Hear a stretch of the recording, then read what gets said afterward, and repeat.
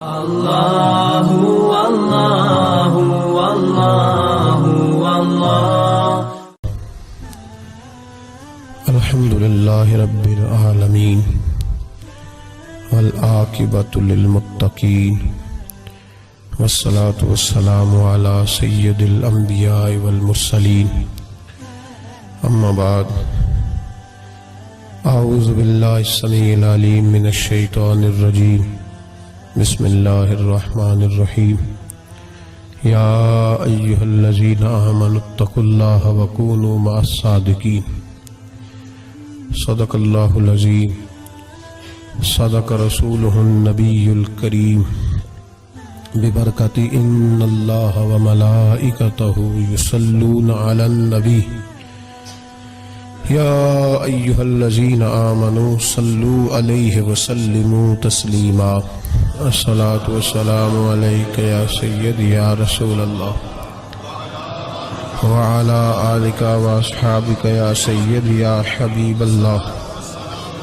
الصلاة والسلام علیک یا سید یا نبی اللہ وعلا آلک واصحابک یا سید یا نور اللہ اللہم صلی علی سیدنا و مولانا محمد معدن الجود والکرم وآلہ وصحبہ وبارک وسلم۔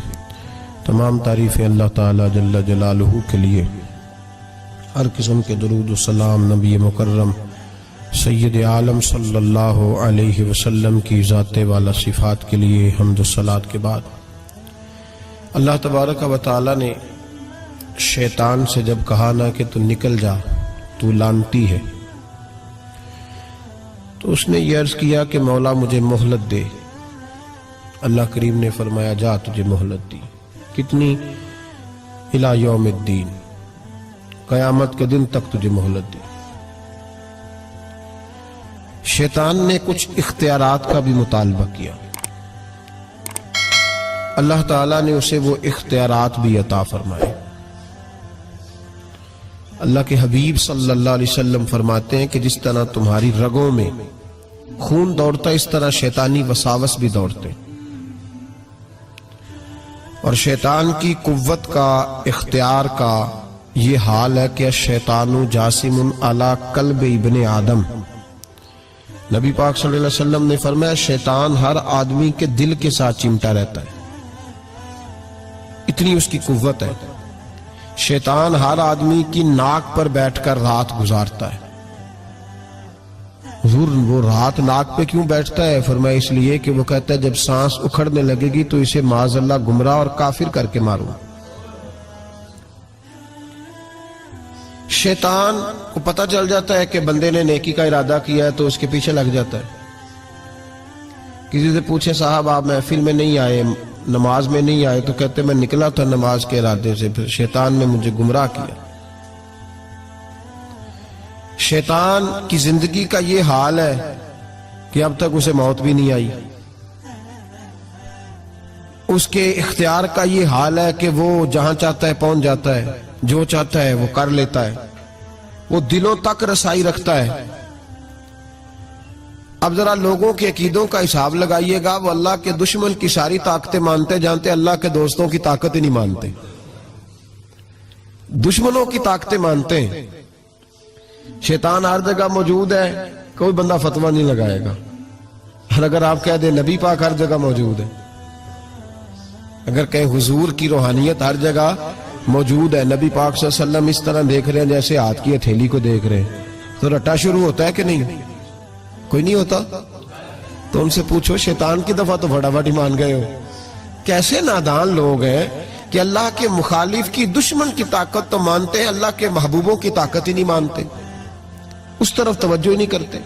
تو شیطان کو اللہ نے قیامت تک مہلت دی ہے، وہ گمراہ کرے گا، اس کو اختیارات دیے ہیں، وہ رستوں میں بیٹھے گا، وہ دلوں سے چمٹے گا، وہ انسان کی سانس اکھڑنے تک اس کی ناک پر بیٹھ کر اس کا انتظار کرے گا۔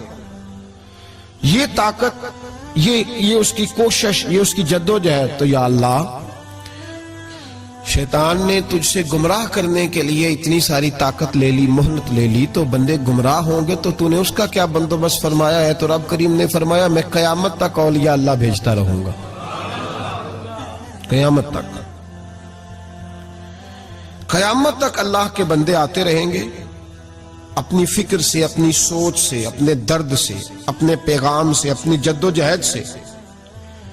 شیطان جتنی چاہے گمراہی پھیلائے، لیکن اللہ اجمیر میں ایک ولی بھیجے گا جو لاکھوں کو کلمہ پڑھا دیا کرے گا، ایک بندے کی برکت سے لاکھوں لوگ دین میں داخل ہو جائیں گے۔ ایک داتا علی اجمیری کی وجہ سے اللہ پورے بر صغیر میں اسلام کے قدموں کو مضبوطی عطا فرما دے۔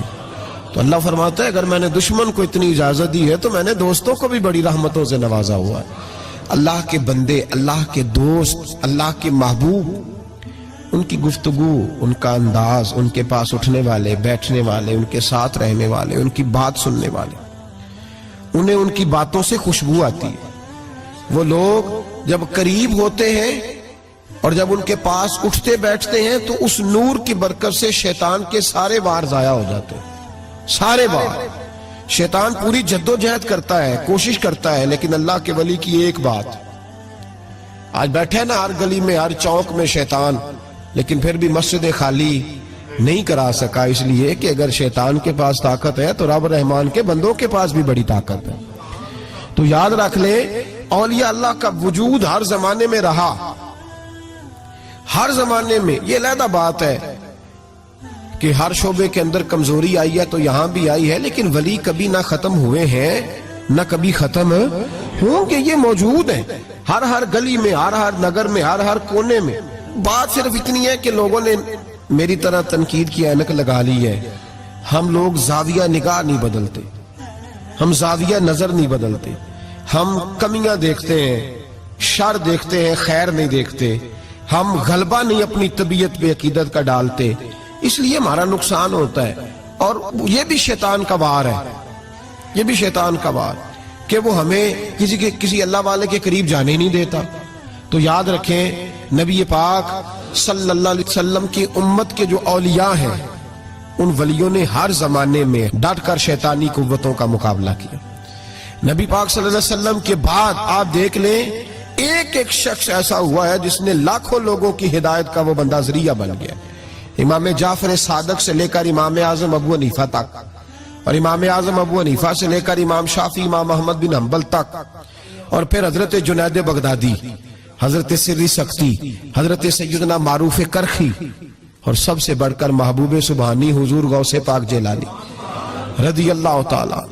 آپ کبھی ان لوگوں کی فکر کو سمجھیں، ان لوگوں کے مزاج کو سمجھیں۔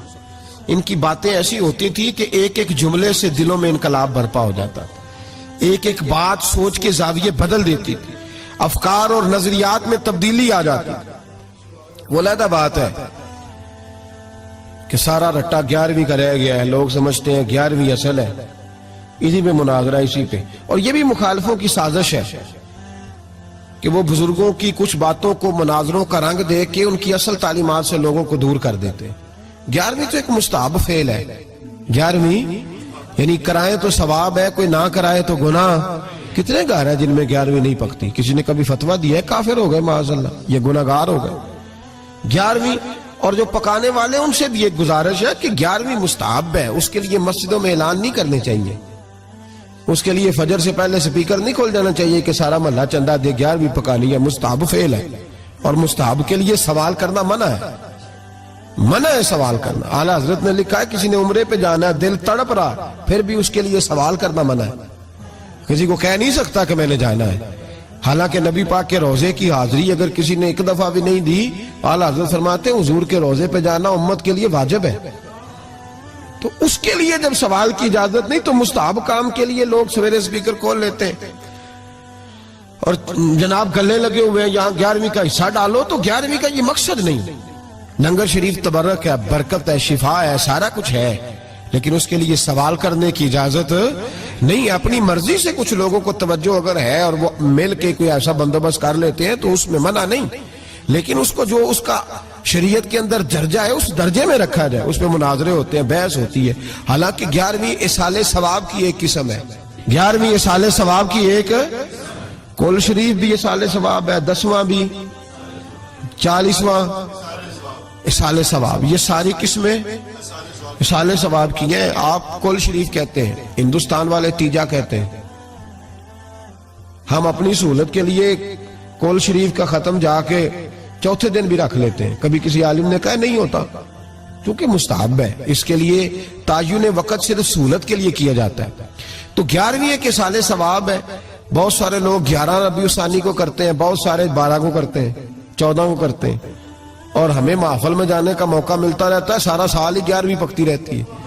لوگوں نے اپنی سہولت کے لیے وقت رکھا ہوا ہے. کسی نے 17 تاریخ رکھ لی ہے، کسی نے 18 رکھ لی ہے. تو غوث اعظم رضی اللہ تعالیٰ عنہ کی جو اصل چیز ہے وہ ان کی کرامت ہے. پھر ہمارے یہاں ایک اور بحث چلتی ہے کہ اللہ کے ولی کچھ دے سکتے ہیں کہ نہیں دے سکتے. اللہ کے ولی کچھ دے سکتے ہیں کہ؟ میں نے پہلے کہا شیطان دے سکتا ہے، گمراہی پھیلاتا ہے. کبھی کسی بندے نے فتویٰ نہیں لگایا کہ مولانا یہ آپ کیا کہہ رہے ہیں. حالانکہ کسی بندے سے بھی پوچھو نا، وہ کام سارے خود کر رہا ہوتا ہے، ڈال شیطان پہ رہا ہوتا ہے، وہ فارغ ہو جاتا ہے، کہتا ہے اس نے مجھے کرنے نہیں دیا. وہ خدا کے بندے تو قدم تو بڑھا. تو رب رحمان کا بندہ ہے، اور اللہ کے بندے شیطان سے طاقتور ہوتے ہیں. تو آگے بڑھنا، تو اس پہ کھاتے میں ڈال کے چپ کر گیا. اللہ کے ولی بڑا کچھ دیتے ہیں. اور جو اللہ کا ولی، سنو جملہ یاد رکھو، جو رب کریم کا بندہ دل میں رسول اللہ کی محبت ڈال دے، اس سے زیادہ بھی کوئی نایاب چیز ہو سکتی ہے. جس نے تیرے دل میں مصطفیٰ کا پیار ہی ڈال دیا ہے، وہ ابھی تک کہہ رہا ہے ملتا ہے کہ نہیں ملتا. تجھے مانگنے کا طریقہ نہیں آتا، ورنہ وہاں سے تو سارا کچھ ہی ملتا ہے. اس کی وجہ کیا ہے؟ کرامت ہے. کیا اللہ کا ولی کس طرح دیتا ہے؟ اللہ کا ولی اللہ سے لے کے دیتا ہے. اور بات صرف اتنی ہے کہ اسے اللہ کو منوانا آتا ہے. اللہ کے ولیوں کو، اللہ کو، یہ نبی پاک کیا کریں گے؟ یہ شفاعت کیا ہے؟ حضور قیامت کے دن کیا کریں گے؟ اللہ کو منائیں گے. حضور فرماتے ہیں میں اللہ کو، شفاعت کا مفہوم کیا ہے؟ حضور سید عالم صلی اللہ علیہ وسلم فرماتے ہیں جب اللہ کرسی عدالت پہ بیٹھے گا جو اس کی شان کے لائق ہے، اگرچہ وہ بیٹھنے سے پاک ہے، جب وہ فیصلے کرے گا تو فرماتے ہیں میں سر سجدے میں رکھوں گا، میں روؤں گا، میں اللہ کو مناؤں گا. میں جب روؤں گا تو میرا رب کہے گا محبوب سر اٹھا، تو جیسے کہے گا ویسے ہی ہو جائے گا. تو بات یہ ہے کہ اللہ کے بندوں کو اللہ کو منانا. حضور غوث پاک کے پاس بی بی آ گئی. اس نے کہا حضور بے اولاد ہوں.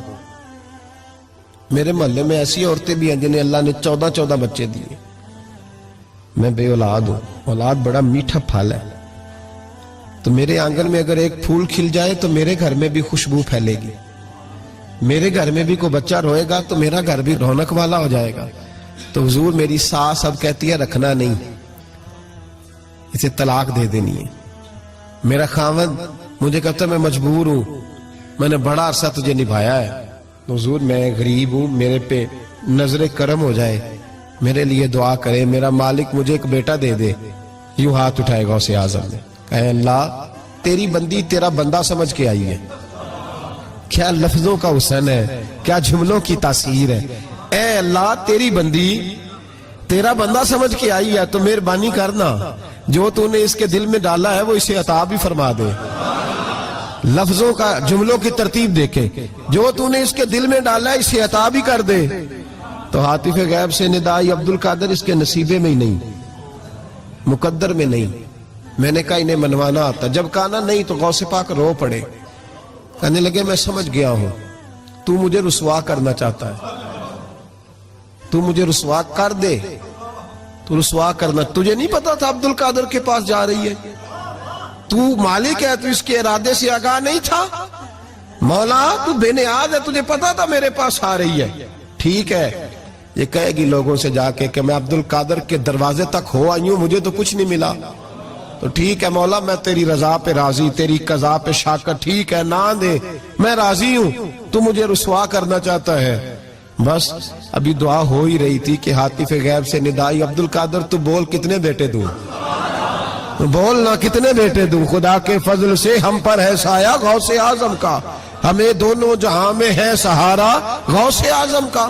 کہ تو بول کتنے دوں؟ تو کہا یا اللہ چل ایک مانگنے آئی تھی، مہربانی کر 7 عطا کر دے.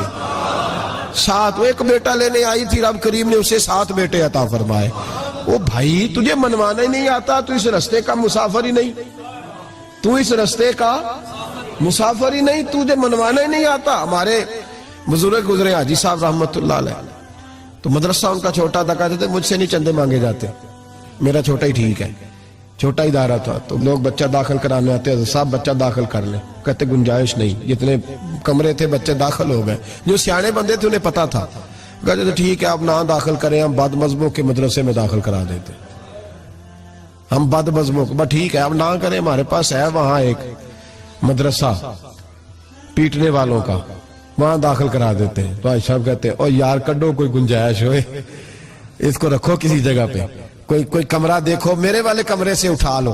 लोगों को उन्हें मनवाना आता था, जिनको पता था किस बात पे मानेंगे उन्हें मनवाना आता था। मैंने बरेली शरीफ में ये रंग देखा है, जब किसी बात पे बरेली के बुजुर्ग परेशान होते, कोई आजमाइश आती है तो जो जानने वाले लोग हैं वो कहते हैं चलो हुजूर की को नात छेड़ दो। जब नाते पाक छिड़ जाती है तो चेहरे खिलने शुरू हो जाते हैं, वहां तवानाइयां भूल जाते हैं लोग अपने सारे गांव। जिन्हें मनवाना आता है, अल्लाह के वली का कमाल ये है कि उसे रब को मनाना आता है, वो मनवा लेता है। अल्लाह अपने फजल से, अल्लाह को मजबूर कोई नहीं कर सकता, अल्लाह अपने फजल से उसकी बात मानता है। कतब अला नफ्सिही रहमा, अपने फजल से मानता है। तो हुजूर गौसे पाक रदी अल्लाह ताला उन्होंने लोगों को बड़ा नवाजा।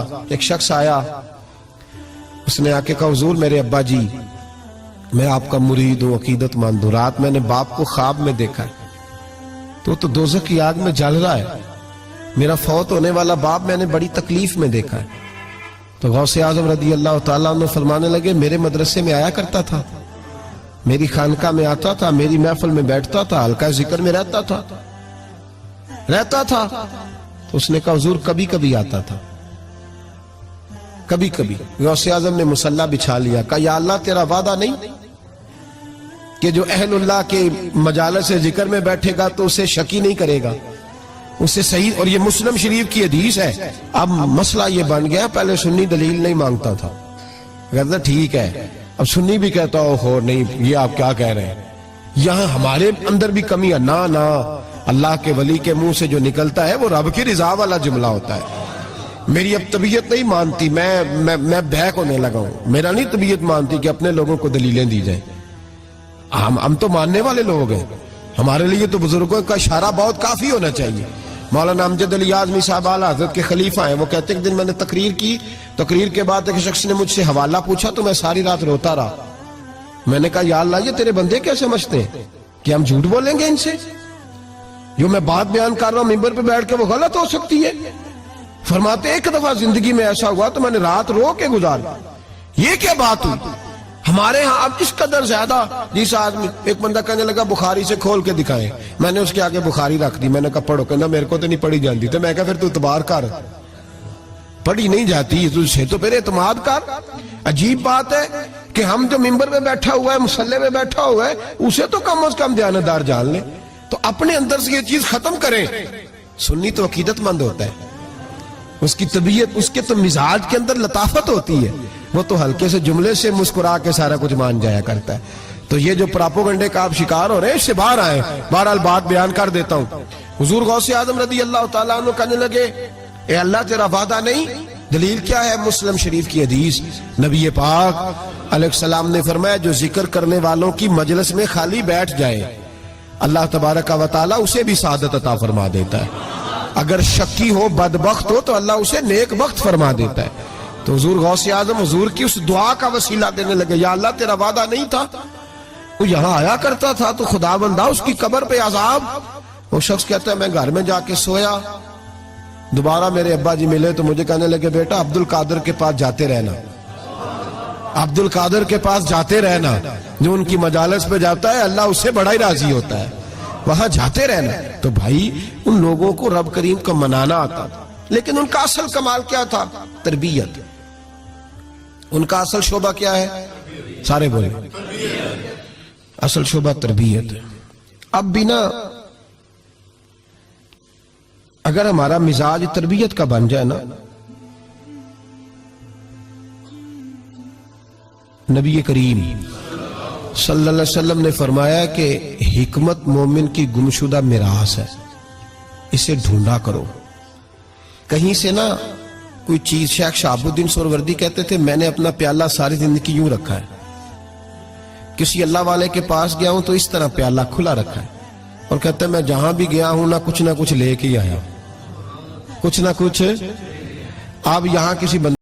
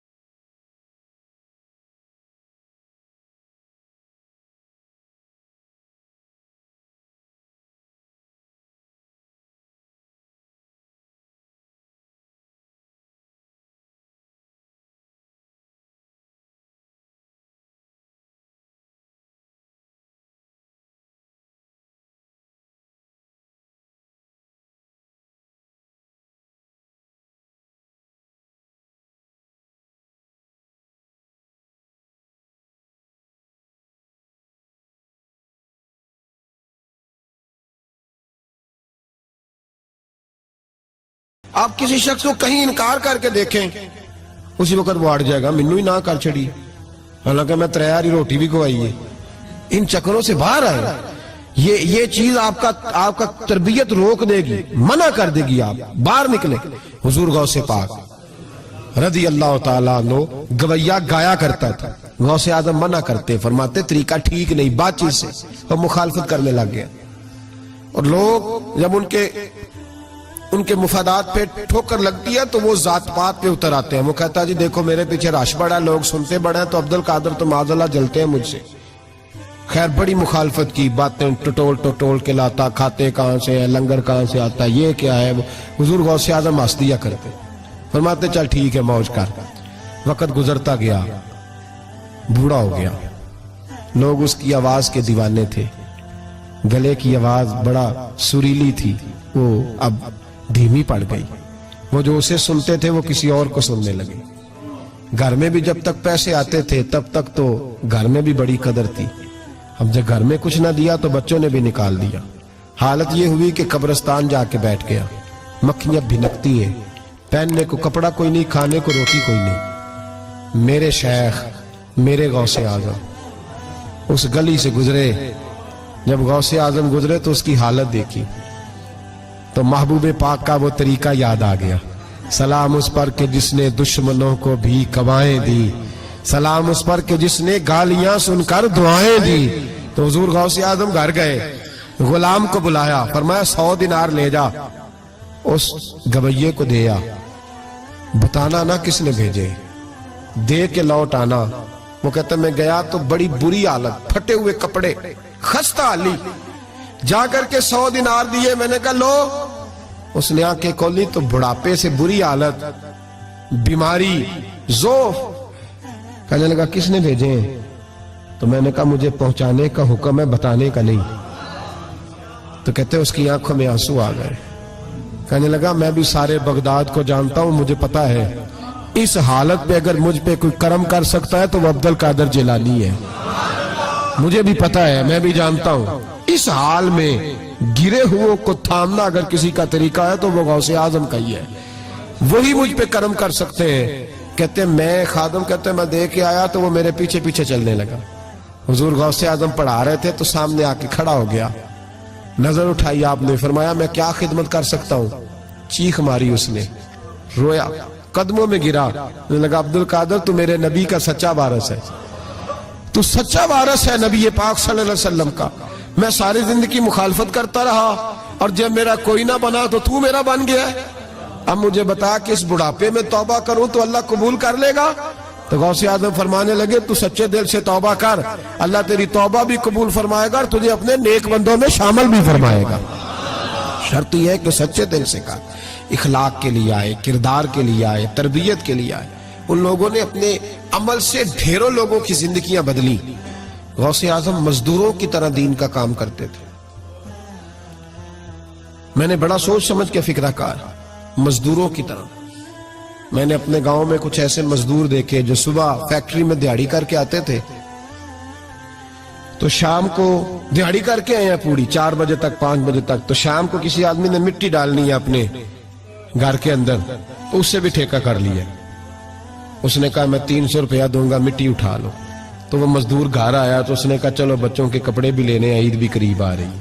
یہ مزدور لوگ بڑی جدوجہد کرتے ہیں. تو رات کو مٹی ڈال لی. حضور غوث اعظم نے مزدوروں کی طرح دین کا کام, یہاں تو موجیں لگی ہیں, تو موجیں لگی ہوئی ہیں لوگوں کی. یہاں تو لوگ ساد رنگ میں مست ہو کے کہتے ہیں بس ٹھیک ہو گیا جی, ہم بڑے پکے ہیں ان کے ماننے والے. غوث اعظم فجر کے بعد فقہ کا درس دیتے تھے, فقہ کا. ان کہہ دے وہ بھی مولوی سن, چونکہ درس جو دیتے تھے. فقہ کا درس فجر کے بعد, ظہر کے بعد غوث اعظم لوگوں کو حدیث پاک پڑھایا کرتے تھے. عصر کے بعد قرآن پاک کی تفسیر بیان کرتے تھے. ہر روز رات کو عشاء کے بعد دور دراز سے مخلوق آتی تھی, لاکھوں کا مجمع ہوتا تھا, اور غوث اعظم وہاں رسول اللہ کا دین لوگوں کو سمجھایا کرتے تھے. 1000 آدمی کاغذ قلم لے کے عالم بیٹھا کرتے تھے. غوث اعظم جو تفسیر بیان کرتے اسے لکھا جاتا تھا. یہ حضور غوث اعظم کا طریقہ ہے. غوث اعظم بغداد کی جامع مسجد کے خطیب تھے, وہ خطیب تھے مسجد کے. جامعہ نظامیہ کے نام سے غوث اعظم نے مدرسہ بنایا ہوا تھا. وہ ایک ادارے کے پرنسپل تھے جسے الف با سیدھی پڑھنی نہ آئے. وہ کہے میں بڑا ولی ہوں, مجھے غوث پاک کا فیض ہے. تجھے کس طرح کا فیض ہے؟ غوث اعظم کا فیض یہ آپ فرمایا کرتے جتنی جس کی زبان میں تاثیر زیادہ ہو سمجھو میرا فیض اسے زیادہ ملا ہوا ہے. آپ تقریر کرتے تھے, خطبہ دیتے تھے, روز رات کو بیٹھتے تھے. یہاں پیر صاحب کے پاس علم لدنی ہے, انہاں 8000 دا مولوی رکھیا جمعہ پڑھان لے. میں کہا پیر صاحب کیوں نہیں پڑھان دے؟ کہندے وہ ہمارے پیر صاحب کے پاس علم لدنی ہے. میں کہا انہوں آمدہ ہی نہیں بچارے نے, علم لدنی ہوئے تو باہر بھی آوے ہودا. کن لوگوں کو ماننا شروع کر دیا قوم نے؟ کہتے ہیں مولوی اور ہوتا ہے صوفی.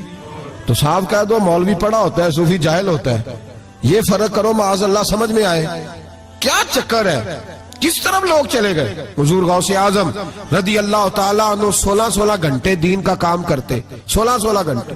اتنا پڑھا پڑھایا, پھر بھی اگر کوئی بندہ آ گیا نا چل کے دور سے, مصر سے, یمن سے, 15-20 بندے آ کے حضور محفل میں لیٹ ہو گئے تھے تو ہم آپ کی زیارت کے لیے آئے, تو غوث اعظم گھنٹہ ان کو بھی تقریر سناتے رہتے, انہیں بھی دین بتاتے. چلو دین کے کام میں آج اوور ٹائم ہی لگا لیتے ہیں, آج تھوڑا زیادہ مزدوری کر لیں. مزدوروں کی طرح کام کیا, 50 کے قریب کتابیں لکھی, لاکھوں لوگوں کا قبلہ درست کیا, ہزاروں یہودیوں اور عیسائیوں کو کلمہ پڑھایا. حضور غوث اعظم رضی اللہ تعالیٰ عنہ نے مجاہدین تیار کیے.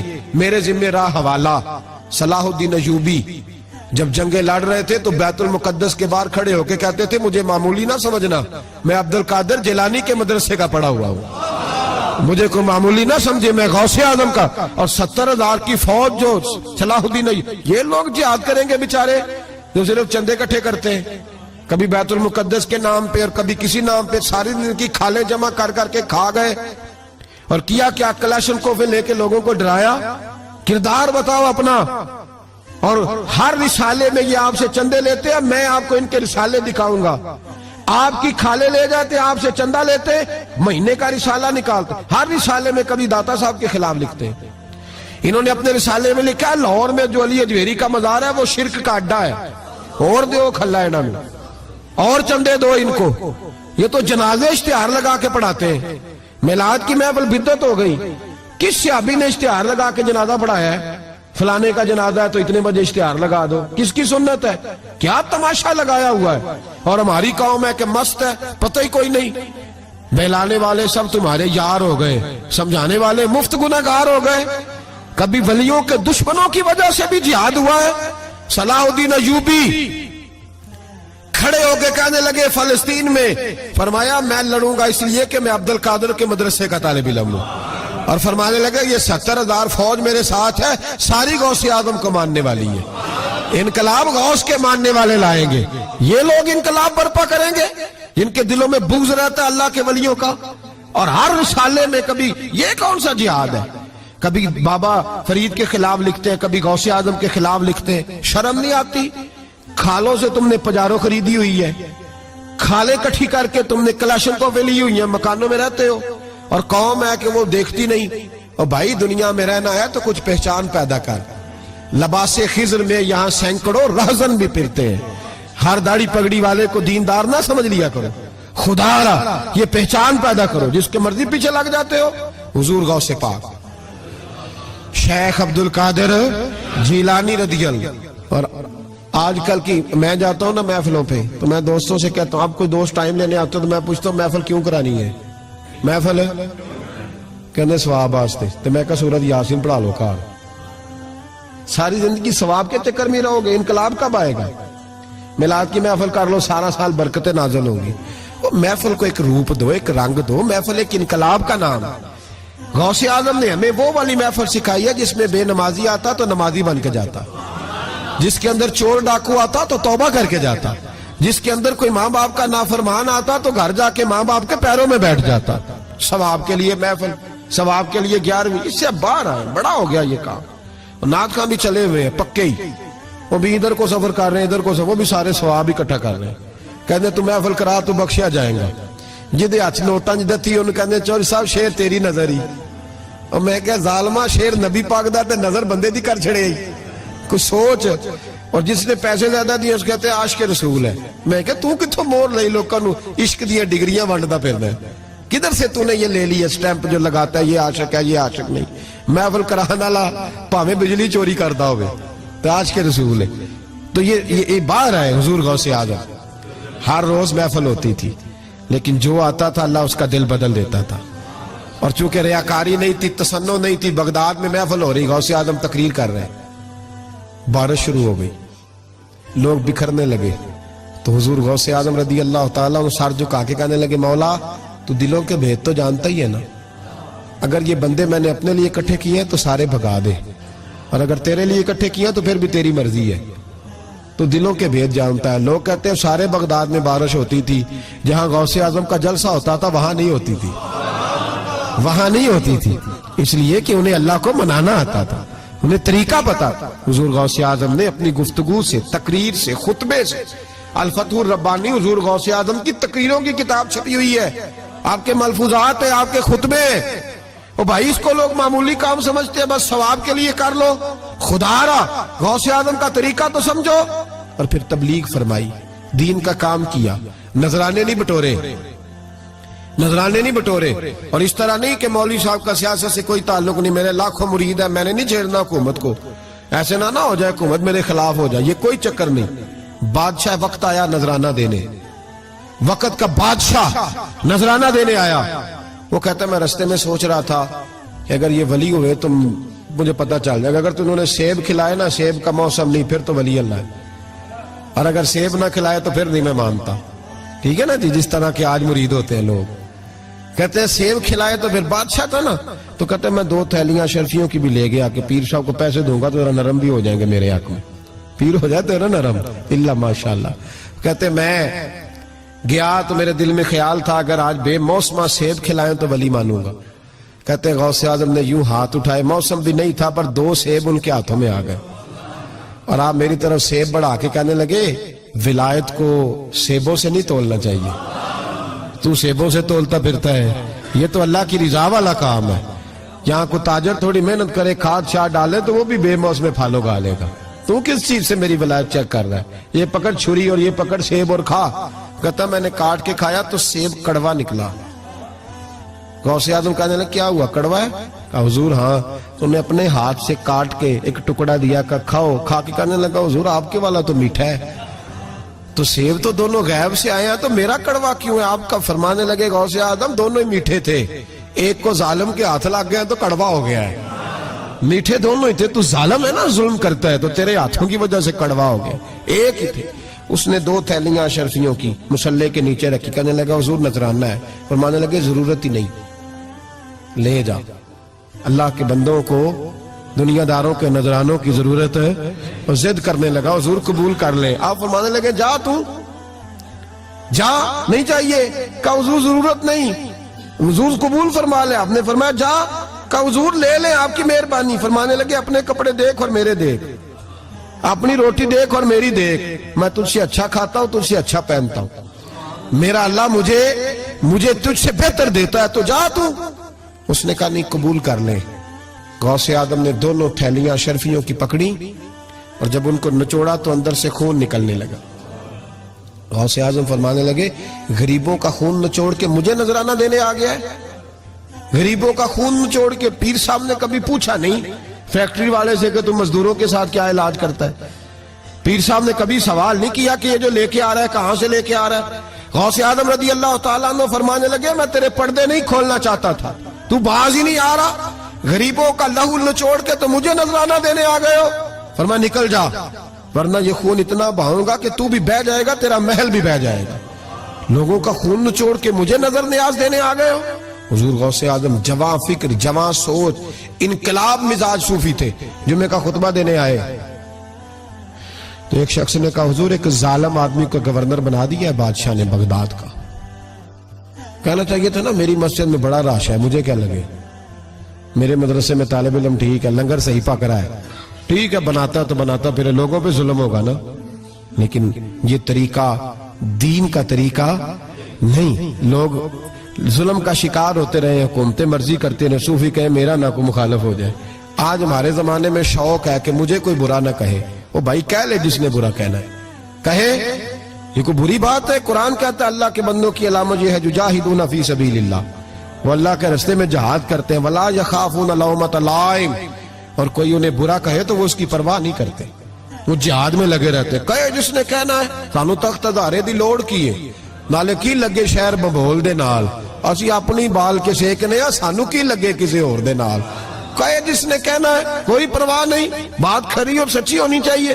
موج کرے جس کا جو دل کرتا ہے, جس کا جو دل کرتا ہے. میں ایک جگہ میں نے بڑی تگڑی تقریر کی کہ سیالکوٹ کے قریب بڑی سخت 2 4 5 نعت خان تھے, وہ بھی عشق کی ڈگریاں بانٹ رہے تھے, اور بڑے انہوں نے نوٹ کٹھے کیے تھے. اوپر سے میرا نمبر لگ گیا, تو میں نے انہیں کہا, وہ ایک بڑا شور کر رہا تھا, یوں کر دیں گے ختم نبوت کے لیے, یوں کر دیں گے. تو داڑھی بالکل تازی صفائی کرا کے آیا تھا, حمام سے سیدھا محفل پہ آ گیا تھا. میں کہا بیلیا تیرے کو داڑھی دا پار تے چکیا نہیں جاندہ, تے سارے دین دا کیویں چکے گا, وہ تے چک لے, وہ تیرے کو تھوڑا جہا بھی نہیں چایا جا رہا. ایک اور تھا اس میں, مجھے کہنے لگا میں تو انہوں نوی نعت سنانی. میں کہا تیری مہربانی, منو کو پرانی سنائی, نوے کلام میرے کو نہیں ہضم ہوندے جڑے تسی شروع کیتے نے ڈم ڈم. تو مسئلہ خراب ہو گیا. ایک پیر صاحب بھی بیٹھے تھے. آپ یقین کریں نبی پاک کی نعت ہو رہی ہے اور اشارہ پیر کی طرف ہو رہا ہے, اشارہ پیر کی, حضور کی نعت میں نبی پاک کی نعت ہو رہی, اور اشارہ. بھئی جو شعر حضور کے نام کیا وہ کسی پیر پہ فٹ کرنا درست ہے؟ وہ بھی مست ہویا, 100 دے نوٹ کٹ کٹ کے دے رہے ہیں. میری گل ہو رہی, تو میں نے کہا شرم کرو, اللہ سے ڈرو. اور باہر نکلے نا تو ٹائر پنکچر تھا گاڑی کا, گاڑی کا ٹائر پنکچر تھا. تو میں ایک بندے نو کیا بھی انہیں ابھی تو پہنچنا ہے, اس دن مجھے واپس وزیرآباد بھی آنا تھا, ٹائر پنکچر ہو گیا. تو مینوں کہنے لگا کسی نعت خانے کے علم آ رہا تہاڈی گڈی نو, تسی چھڑ دے نہیں نا کسی دی گل. تے انہیں دوجا بھی کر چھڑنا سی, اودی مہربانی سمجھو نے ایک کیتا. ये हाल हो गया हमारा कि लोग अब पोजीशन इस तरह की, किसी को समझाए वो मुखालफत करता है। उन्होंने बाद में मीटिंग की, उन्होंने कहने लगे तू किथों मौलवी बुला लिया, अगू नहीं अंजदा बुलाई, किस तरह का आदमी था, सबको इस तरह। और बड़ी बड़ी अजीब हरकतें। मैं ये लोधरा मुल्तान साइड पे 2-3 दिन के लिए तो नकीबे महफल, वो बेइज्जती करी जाए मजमे दी, तुसी बोलदे नहीं, तुसी सुभान अल्लाह ही नहीं आंदे, एडा रुखा मजमा कदे नहीं वेखे, किंज दे तुसी बंदे हो, मैनूं तुसी याद रहोगे। बूढ़े बूढ़े लोग बैठे हैं, ठंड का मौसम है, करी जा रहे। वो मेरे से ना बर्दाश्त हुआ। कभी कभी वो रग बड़ी तंग करती है, कुछ देर तो मैंने बर्दाश्त किया, तो बाद में मैं बोल ही पड़ा, मैं कहा भाई बह जा, तेरी मेहरबानी, तू पैसे लेके आए, मुफ्त आए नहीं सारे, ये चंगे नहीं तेरे नालों, ये फ्री बैठे, मुफ्त बैठे, तू तो पैसे लेके। मुझे इन्होंने बताया कि 15,000 तूने पहले लिया, किस बात का लिया? तो ये कोई मजहब का काम है? क्या चक्कर चलाया हुआ है? ये कोई तरीका है? ये इस तरह दीन फैलता है? गौसे आजम जिलानी, हुजूर शेख अब्दुल कादिर जिलानी, ये लोग अगर बादशाहों की टीसी करते तो इनकलाब ना बरपा होता। हुजूर गौसे आजम रदी अल्लाह, और जो आ रहा है चौधरी साहब आश के रसूल है, इसलिए कि 50,000 दिया महफिल में, तो बस 50,000 का इश्क मिल जाता है। क्या तमाशा लग गया? गरीब आदमी मिलाद की महफिल में भी वीडियो के पीछे बैठता है, ना साढ़ को दथी है, ना आगे उन्हें है। इस चक्कर से बाहर आए। गौसे आजम रदी अल्लाह ताला अन्हु इसलिए लताड़ लेते थे ये लोग, इनके अंदर लालच नहीं था, किसी शख्स के साथ कोई जाती मसला नहीं था। बड़ी मुखालफत की लोगों ने उनके जमाने में भी उनकी। जुमा पढ़ाने आए, एक शख्स ने कहा हुजूर जालिम आदमी गवर्नर बना दिया बादशाह ने।